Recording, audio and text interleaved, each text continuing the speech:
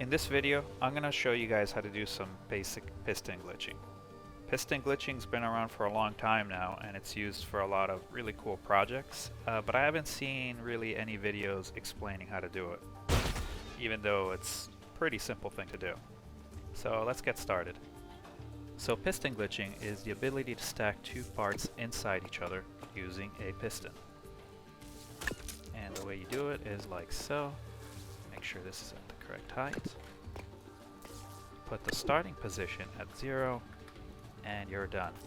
As you can see, those two parts merged into one. You can look at it there again one more time.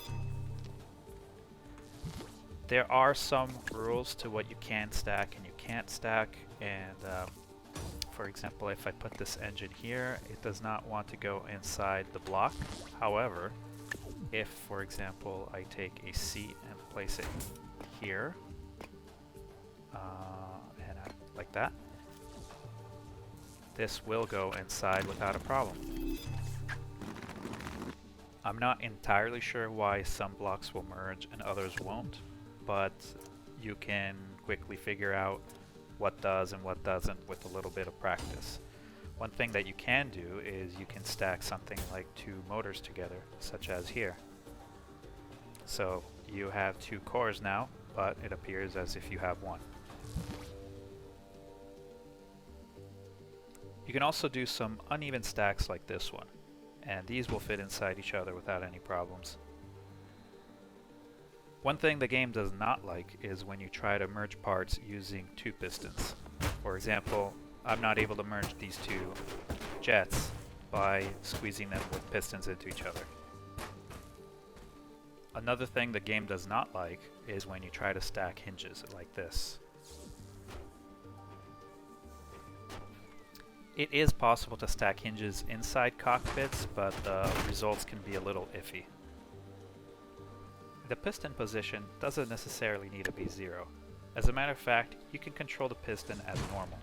The point is, you can use it to stick almost anything inside almost anything.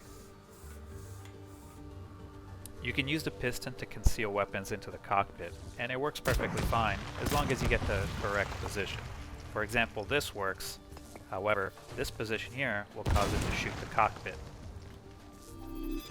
If you do want it lower like that, what you can do is push the gun forward so that it's on the same line as the front of the cockpit, and that will work fine again.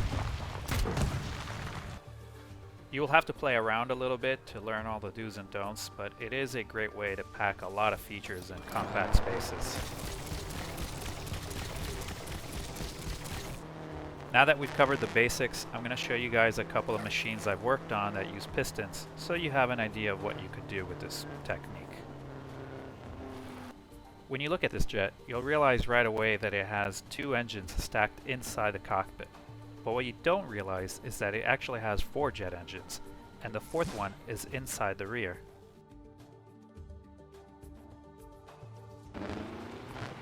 The suspension on this buggy isn't normally possible. However, with the help of a piston, I was able to assemble it.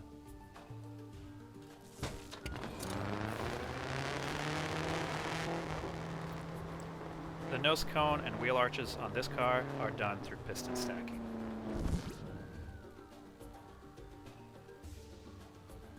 I've also included a gun on it for fun.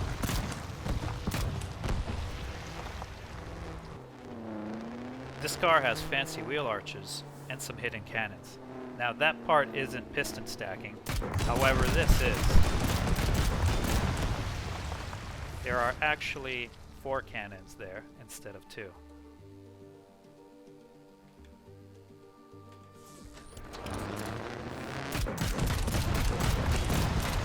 This little guy here is actually carrying more power and packing more heat than it looks like.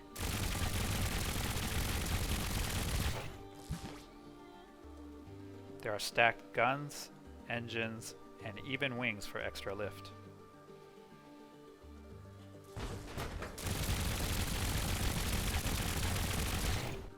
So that's it for this video.